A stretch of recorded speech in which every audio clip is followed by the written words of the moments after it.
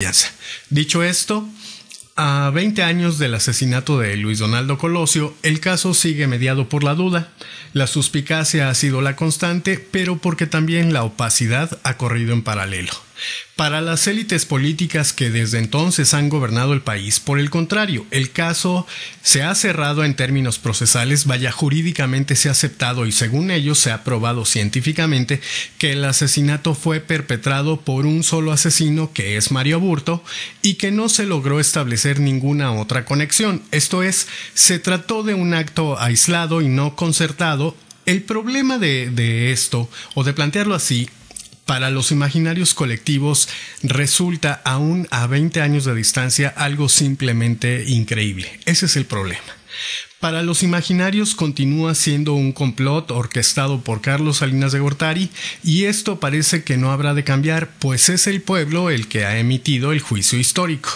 Pero a 20 años de distancia podemos decir que, aunque la incertidumbre es la constante, hay cosas que han cambiado. Esto es, hoy en día, diferentes intelectuales y teorías han señalado que el asesinato no pudo ser orquestado por Carlos Salinas de Gortari y han dado los argumentos por los que no creen que haya podido ser él.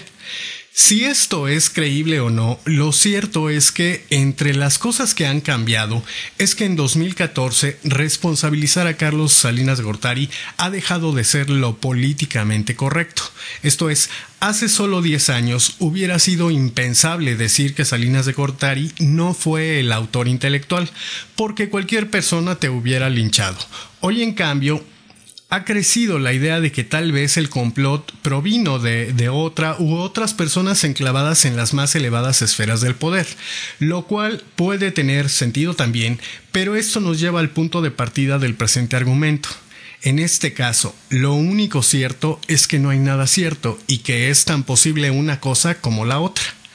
Todo es dudable y al rascarle lo que se genera son nuevas incertidumbres, lo que en lo personal me lleva a dudar de que exista un plan excesivamente elaborado para llevar a cabo el asesinato, es decir, un plan previo al asesinato. Y me refiero solo al hecho en sí mismo, al asesinato. Es decir, en lo personal considero que tras el asesinato existen intereses políticos de una trascendencia muy larga en el tiempo.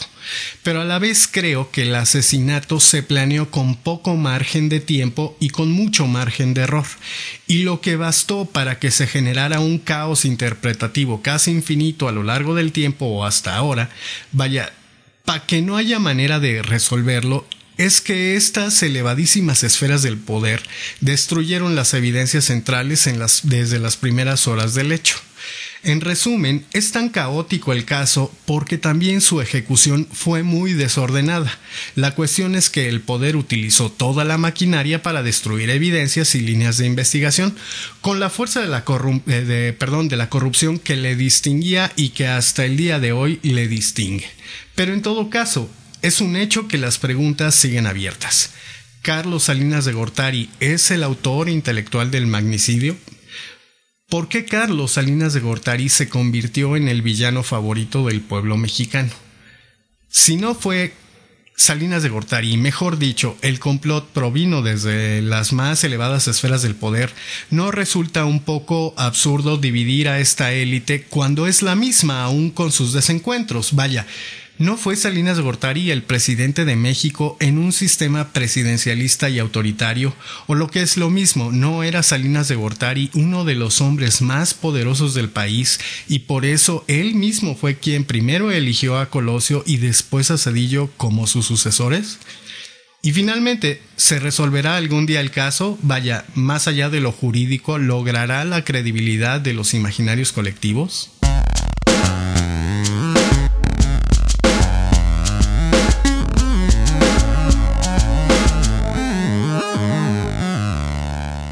El juicio histórico ha sido emitido y no admite a otro responsable que no sea Carlos Salinas de Gortari. Pues bien, esta cápsula no tiene por objetivo defenderlo y construir a otro responsable, sino indagar sobre algunos de los argumentos y ver cuánto sentido tienen al mirar el hecho, el magnicidio, a través de una línea del tiempo que va de 1982 a 2014. Para los imaginarios, Salinas de Gortari se convirtió en el autor intelectual del magnicidio desde casi el primer momento. Desde entonces y aún ahora, este es uno de los principales argumentos. Lo paradójico de esta teoría es que se volvió irreductible e infranqueable. Pero será justo decir que a la vez esta teoría no se conformó por contenidos muy sólidos o elaborados. De hecho, si podemos de alguna manera resumir estos contenidos a su mínima expresión, diríamos que Carlos Salinas de Gortari es el responsable porque es malo.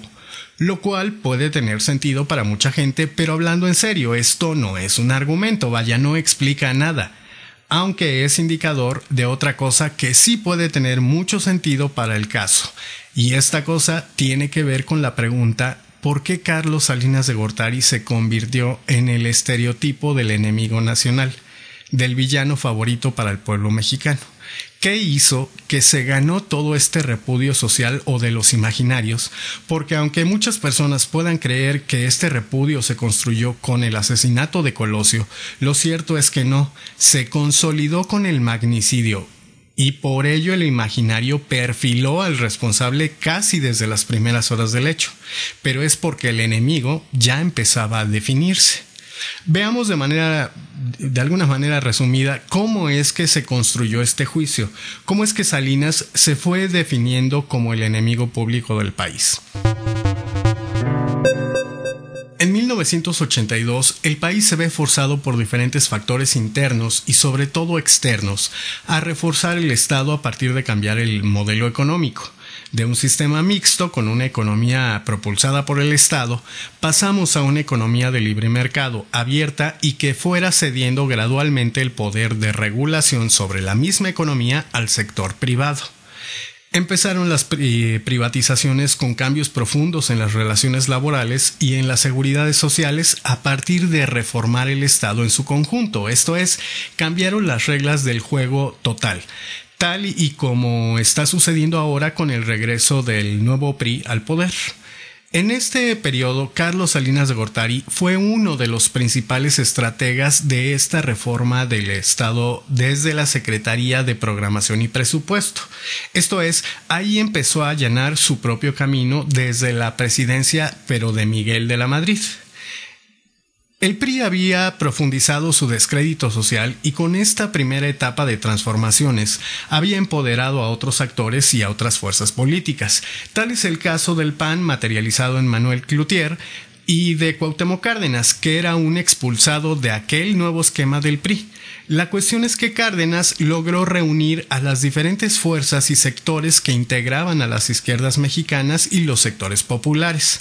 Socialmente, el país luchaba por derrumbar el sistema unipartidista y Cárdenas se convirtió en una opción viable, mientras que el PAN se fortalecía en paralelo. Para la elección de 1988, en las que contendían estos tres actores, es decir, Salinas, Cloutier y Cárdenas, Cárdenas hijo, el poder se había trasladado a la oposición y uno de los hechos que lo corrobora es que se logró por primera vez, de alguna manera lo podemos decir, se logró hacer converger a las diferentes y tan alejadas izquierdas mexicanas. La historia la conocemos ya. En el conteo inicial, las preferencias se inclinaban por Cárdenas y rondando la medianoche el sistema se cayó y a su regreso las preferencias habían cambiado en favor de Salinas de Gortari. La elección resulta sin credibilidad alguna. Diferentes sectores le pedían a Cárdenas acciones severas y que demostraran que el poder se había movido. Cárdenas apostó por una posición pacífica y estructuró al Frente Democrático Nacional, que terminaría siendo lo que hoy conocemos como el PRD. Lo importante hasta aquí es que Salinas de Gortari se apuntaba a los primeros dos taches históricos. Uno, ser uno de los principales reformadores del Estado y dos, ganar la elección de 1988 de manera fraudulenta. Para los imaginarios se había robado la elección. Inició su gobierno buscando Carlos Salinas de Gortari inició su gobierno buscando la legitimidad y apoyado por el PAN. En un tiempo corto, digamos, se ganó la credibilidad nacional y del mundo. Hay quienes lo catalogan como un gran vendedor de ilusiones, y eso hizo vender una gran ilusión. México se percibía como el modelo de las transiciones neoliberales y democráticas y fue aceptado entre los países que integraban a la OCDE. El problema es que el país transitaba por transformaciones muy profundas, tan profundas que la mayoría de la población no las comprendía y mucho menos podía imaginarse cómo habrían de impactar en el futuro. El Programa Nacional de Solidaridad, PRONASOL, vendió una cara amigable para los sectores populares sobre lo que era el neoliberalismo, pero le ocultó a estos mismos sectores populares que esas medidas eran transitorias, eran un paliativo cuya única virtud es que se administraba por adelantado. Por diversos factores y contradicciones internas, el esquema gobierno, digamos, el esquema PRI-gobierno, empezó a sufrir una erosión en su legitimidad y la del presidente, que era Carlos Salinas de Gortari. Diferentes problemas sociales maduraron justo en ese momento y surgieron con toda su fuerza, además de que había razones para dudar sobre los beneficios de firmar un tratado de libre comercio en condiciones de tanta desventaja frente a los vecinos del norte. El crimen organizado daba señales de vida pública, no de vida, sino de vida pública, a partir del asesinato del cardenal Posadas en 1993. El 1 de enero de 1994 salta a la escena política y social el Ejército Zapatista de Liberación Nacional, el EZLN. Y después de toda esta agitación, en el mes de marzo de 1994, el asesinato de Colosio. En suma, para el momento del asesinato convergían procesos y deudas sociales que se venían gestando desde décadas atrás, y el problema de un sistema presidencialista como el nuestro, como el mexicano, en el que el presidente tiene un poder tan amplio y discrecional, es que entonces se le adjudica todo evento trascendental o histórico al presidente en turno. Pero repito, esto no es una defensa, solo es un matiz. A esta acumulación de deudas históricas del PRI se agregaban 12 años de transformación profunda del Estado. La primera gran reforma del Estado empezó en 1982, para 1994 llevaba sus primeros 12 años. 12 años de un neoliberalismo que apuntaba para ser feroz. Diferentes sectores empezaron a ver cuál era la tendencia y se dieron cuenta que no era favorable para las clases medias y los sectores de menor ingreso, sino que la política se enfocaba en quitarle responsabilidades sociales al Estado, sí, pero sin mermar el poder político. El presidente tenía incluso más poder de lo habitual, y se enfocaba en sentar las bases para el enriquecimiento acelerado de particulares o de familias que contaban con recursos económicos o que ya eran poseedoras de algunos medios de producción. Para ser más precisos, en las primeras horas no se colocó a Salinas únicamente en la duda, pues también figuraba Camacho Solís, quien, a decir de Rubén Luengas, que cubrió el ritual funerario, fue señalado como el asesinato a su llegada al funeral. Pero esta acusación era mucho más visceral que sólida. El imaginario necesitaba, allá y entonces como ahora, un culpable del mismo tamaño que el hecho histórico, lo que nuevamente enfilaba a Salinas de Gortari. Empezaron las investigaciones y 3 hechos fundamentales nutrieron la idea del complot. El primer hecho es que no se acordonó la escena del crimen conforme a los protocolos, por lo que se perdió una de las balas disparadas. El segundo hecho es que cuando se presenta a Mario Aburto ante los medios de comunicación al siguiente día del asesinato, los corresponsales determinan que el Mario Aburto presentado no se parecía al Mario Aburto detenido el día anterior en Lomas Taurinas. A esto debemos agregar que durante la cobertura especial de Televisa, los reporteros que siguieron el mitin el día del asesinato todo el tiempo hablaron de 2 involucrados. Y el tercer hecho es que, derivado de la falta de credibilidad gubernamental, el caso fue tratado por 4 fiscales diferentes. Por estos hechos, Cuando se empezó a perfilar la versión oficial hacia la tesis del asesino único, el imaginario social decidió dejar de creer en toda declaración que pudiera provenir del gobierno, de ahí al futuro. Salinas cubre la candidatura con Ernesto Zedillo, y en lo que el mismo Salinas ha calificado de una elección ejemplar, Zedillo arrasa con los votos de manera legal y transparente.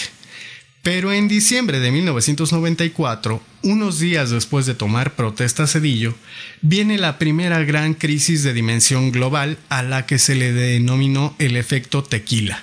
Fue una devaluación de gran escala en la que muchas y muchos mexicanos perdieron su patrimonio, literalmente. De hecho, la clase media se percibía amenazada. Zedillo sabía de la devaluación y avisó a los inversionistas, lo que la profundizó, pero a la vez le servía para mostrar que era inevitable y que provenía de los manejos maquillados de la economía por parte de su antecesor, que era Salinas de Gortari. Salinas se defiende y responsabiliza a Zedillo, y entonces lo denomina como el error de diciembre, ya que así transfiere toda la responsabilidad a Zedillo. Esto es, para Salinas, haberle avisado a los inversionistas que venía una devaluación generó que se agudizara la crisis y alcanzara las dimensiones a las que llegó, lo cual tenía mucho sentido, pero en realidad la devaluación iba a ocurrir y estaba derivada de la administración salinista y el maquillaje de las finanzas públicas. El imaginario no le creyó a Salinas eso de que era un error de Zedillo, y entonces descargó toda su furia en Salinas de Gortari, porque esta vez el agravio sí era directamente a la población que venía o que veía perder sus bienes patrimoniales. Para este momento ya no había nada que indagar. Salinas de Gortari era la fuente de todas las desgracias nacionales, y sí, en muchos niveles lo era, y gran parte de su obra materializada en consecuencias negativas nos persiguen hasta la fecha. La cuestión es que esto consolidó allá y ahora el repudio que quizá y jamás logre revertir. Porque para el imaginario social, Salinas era, además de todo, o para este momento ya, un asesino. Así se constituía en el enemigo de la nación, por hechos de primera trascendencia para el destino de las y los mexicanos, como la pérdida del patrimonio. Pero esto no era suficiente como para explicar el asesinato de Colosio. Debía haber un detonador, y ese detonador era el discurso del 6 de marzo en el Monumento a la Revolución, pues se concibe como una afrenta directa al sistema y sobre todo a Carlos Salinas, en tanto su líder en turno. Para esta posición, Colosio estaba desafiando al PRI y a Salinas por juicios como este. Yo veo un México con hambre y con sed de justicia, un México de gente agraviada por las distorsiones que imponen a la ley quienes deberían de servirla. Y aunque la tentación de responsabilizarlo, es decir, a Carlos Salinas de Gortari, de toda desgracia nacional sigue siendo parte de un código políticamente correcto, lo cierto es que Salinas era y es parte de una cúpula del poder. Esto significa que muchas de sus decisiones y acciones estuvieron apoyadas por una élite política, económica y social que estuvo de acuerdo y que incluso ahora está de acuerdo, y que además participa y participó y tomó y toma actualmente decisiones. No era el único hombre con poder en el país. Esto hay que dejarlo muy claro. Salinas era parte de la élite y era uno también con la élite, aunque tuvieran desencuentros, pero era parte de ella. No se encontraba solo, pero tampoco la élite desaparece.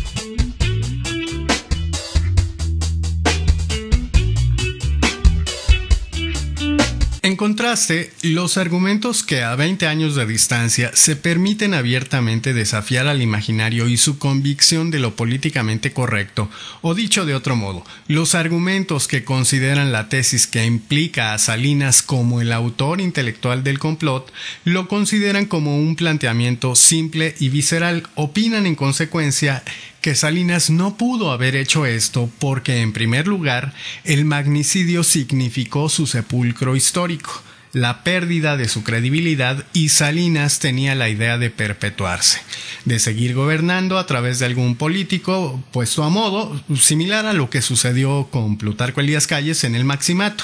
Y en segundo lugar, porque ahora que podemos empezar a desmitificar al mártir, se considera a Colosio como un idealista y, para decirlo en corto, un personaje débil, vaya, que iba a ser el títere de Salinas. Quienes se adhieren a esta posición por lo regular dejan ver de reojo que en todo caso existe un poder a veces encima, a veces al mismo nivel que el poder institucional o el poder visible, al que denominan la nomenclatura, y que esta nomenclatura tendría motivos suficientes para frenar el proyecto salinista, porque de alguna manera ese proyecto dañaba la estructura histórica del PRI, lo cual tiene mucho sentido pensando en que el nuevo PRI o aquel viejo nuevo PRI que lideraba Salinas de Gortari, ubicado como el de los tecnócratas, dejaba fuera al comité dinosaurio. En suma, Salinas no tenía motivos para sacar del juego a una pieza clave en sus intenciones de futuro, que era perpetuarse en el poder al estilo de Plutarco Elías Calles durante el Maximato, lo repito. Es decir, gobernando a través de presidentes a modo débiles y que le tuvieran todo el respeto del mundo o incluso miedo. Según este argumento, Salinas no pudo haber matado a Colosio porque ese hecho destruyó su proyecto de largo plazo, y que el discurso del 6 de marzo solo fue eso, un discurso conmovedor, políticamente correcto, pero palabras al fin.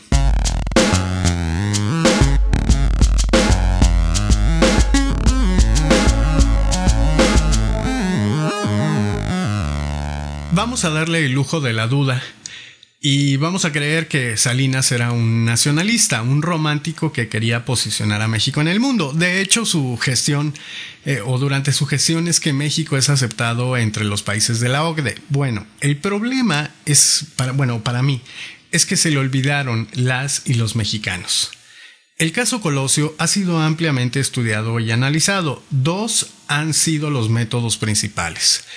El primero es el que versa sobre el modus operandi del asesinato y ha sido empleado para tratar de determinar si se trató de un asesino único o de un acto orquestado o complot.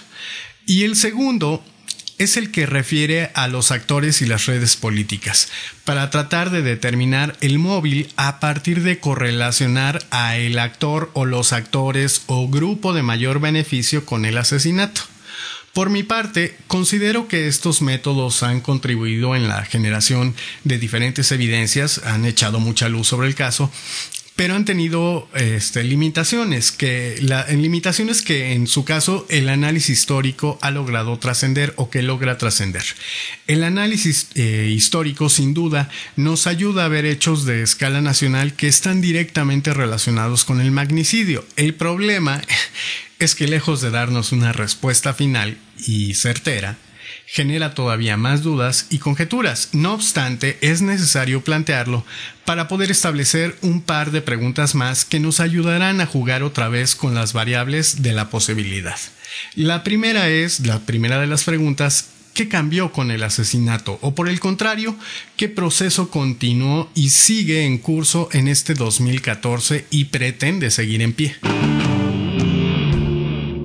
Para 1994, después de 12 años de iniciada la política neoliberal en México, el sistema empezaba a mostrar algunos signos de su esencia o algunos signos sobre su esencia de largo plazo, y su tendencia era hacia una distribución y concentración de la riqueza en pocas manos.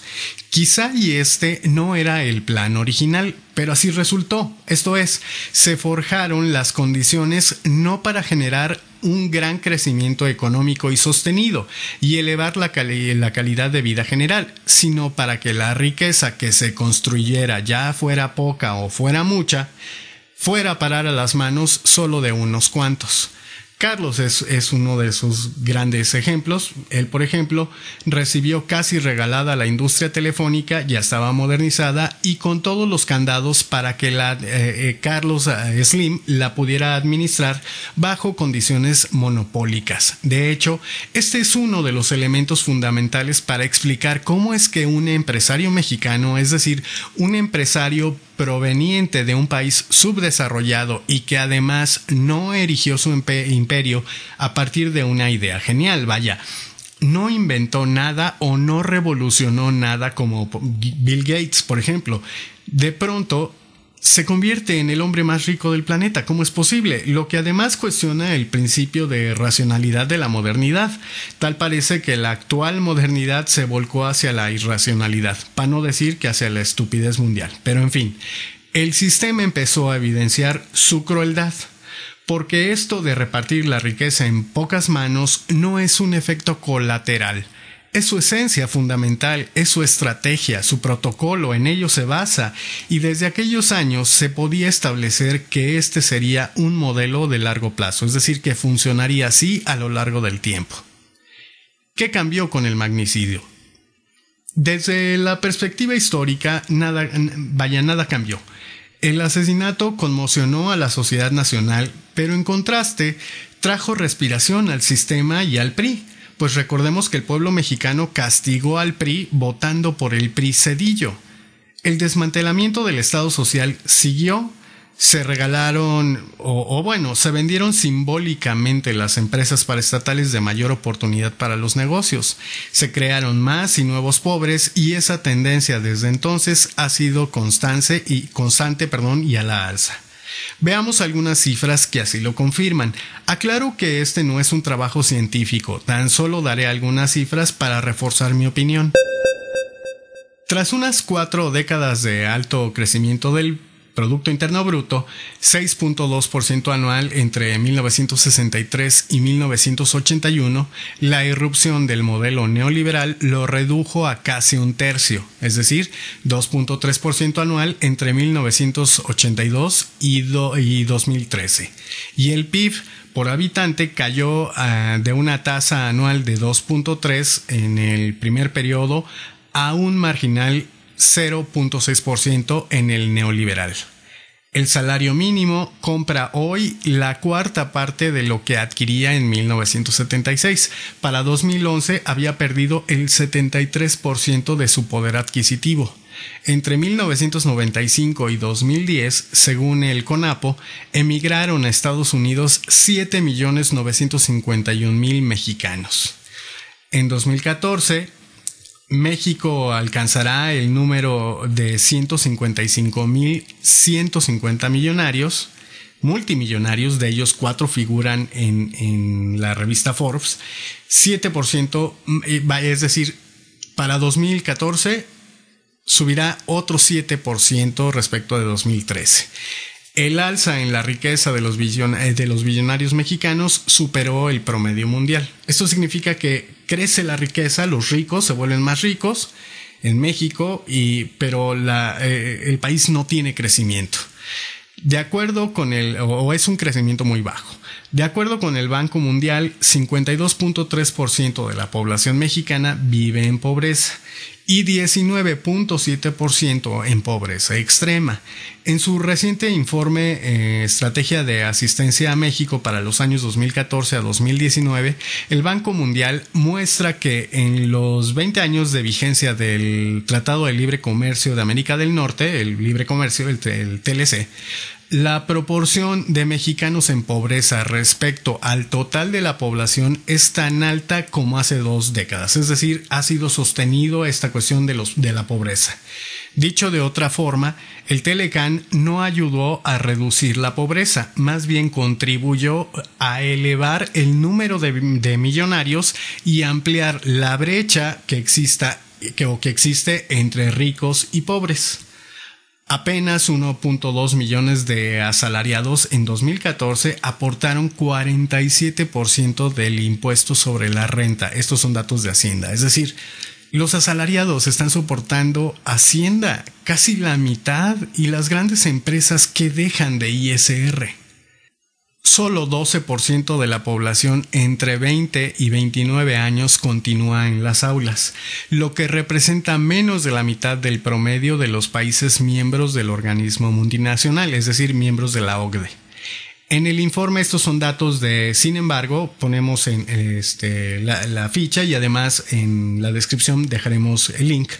En el informe de septiembre de 2012 sobre el panorama educativo de la OCDE, esta reveló que México ocupa el último lugar en la expectativa de graduación en el bachillerato, con 47%, y en gasto por alumno, y penúltimo sitio en la tasa de graduación en el nivel superior, con 20%. Además, nuestro país alcanza el tercer lugar en cuanto al mayor número de ninis, al aumentar este sector a 7.248.400 personas, 22.400 más que en el informe anterior, lo que significa 24.4% de la población entre 15 y 29 años, integrada en su mayoría por mujeres.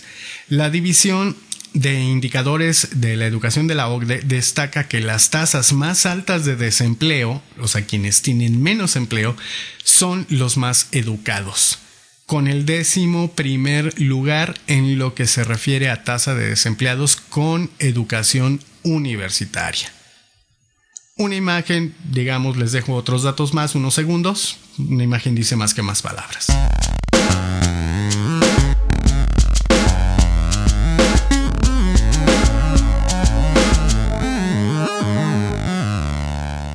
En suma, estamos jodidos y en aumento de la jodidez. En este contexto, debemos pensar que la razón por la que un ser humano pasa a las páginas de la historia es por sus obras y no por sus dichos o sus promesas. Esta es la obra de Carlos Salinas de Gortari. La haya diseñado así de esta manera o no, ese es el camino que siguió y que el PAN continuó con beneplácito por 12 años. Y compartió además los intereses de la élite priista. Vicente Fox prometió no sé cuántas fiscalías para resolver crímenes del pasado y en realidad nunca ocurrió nada. Mejor Cedillo, que era del PRI o del mismo PRI, encarceló a Raúl Salinas de Gortari. Pero vaya, no importó el cambio de actores y de partidos. Los intereses de la élite política se mantuvieron protegidos, es decir, de la élite política y económica. En la actualidad, incluso Fox es tan priista como Carmen Salinas. Podríamos dudar de la continuidad de Salinas actualmente debido a su alejamiento con la élite priista actual. Sin embargo, no debemos olvidar que el proyecto que hoy en día está corriendo en México, es decir, en este 2014, sobre la reforma del Estado, es una reforma que es continuidad, proceso continuo con el proyecto original de Salinas. En este escenario podemos jugar nuevamente con las especulaciones principales, pero ahora con los elementos de continuidad históricos. Y en este sentido podríamos debatir al argumento que niega que fue Salinas porque perdía su credibilidad histórica, diciendo que quizás se sepultó políticamente, pero a final de cuentas es el líder moral del proyecto neoliberal que impera desde 1988 e incluso un poco antes.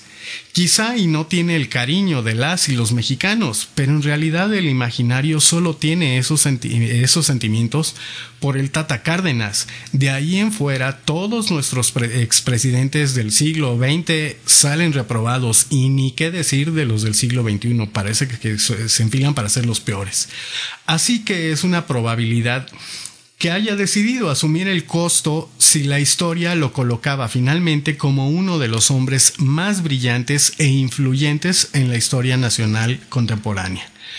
En lo que respecta a la tesis número 1, o la que propone que Carlos Salinas es el autor intelectual por malo y por el discurso del 6 de marzo de 1994, creo que esta tesis necesita aceptar que en la política es posible eliminar a un hombre solo por una necesidad política, por intereses de mucho poder. Es difícil verlo así porque de esta manera Colosio desaparece de la historia y todos sus monumentos perderían valor. Sería una decepción horrorizante, pero existe la posibilidad de que Colosio fuera un mártir del proyecto y no un mártir político. Esto es, que fuera un costo de producción, solo un costo de producción, algo necesario para asegurar la consolidación del proyecto que se inició allá y que sigue en pie hasta nuestros días. Y no por la creencia de que Colosio iba a modificar la realidad nacional. De hecho, la única prueba que tenemos de ello es el discurso, pero no hay otros hechos anteriores que nos garanticen que el sistema iba a cambiar. Es contradictorio, pero al asesinar a Colosio, la gente le volvió a dar toda su confianza al PRI, y eso que suponía que lo mataba el PRI es algo sumamente kafkiano, es muy loco, porque el PRI ya estaba sumamente desgastado, y este hecho, el asesinato de Colosio, les garantizó quedarse 6 años más, y Zedillo continuó al pie de la letra con el proyecto, privatizó hasta lo que no también. Existe la posibilidad de que haya sido la misteriosa nomenclatura, aunque repito, ¿cuánta distancia puede haber entre esta élite y Salinas al final del día?